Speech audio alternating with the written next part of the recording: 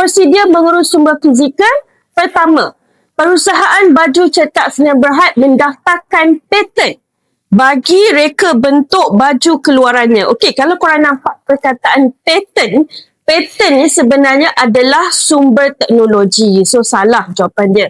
Okey, nombor 2, syarikat BB dan Co mendapat perlindungan hak cipta terpelihara. Okey, hak cipta terpelihara ni pun adalah sumber teknologi. Salah juga.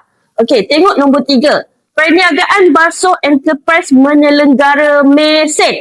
Kalau korang nampak mesin, itu adalah sumber fizikal. Sumber fizikal ni yang kita boleh pegang, kita boleh nampak, kita boleh rasa. Kalau macam paten dengan hak cipta terpelihara tu, kita tak boleh nampak bentuk dia macam mana. Kedai sukan Amran mengambil insurans harta bagi melindungi perniagaan daripada kerosakan dan kerugian harta benda. Okey, yes, ini adalah salah satu prosedur menguruskan sumber fizikal. Okey, kalau macam kedai itu sendiri adalah sumber fizikal. So, kalau kita nak melindungi kedai kita, kita kena ambil insurans lah. So, jawapan dia adalah 3 dan 4D.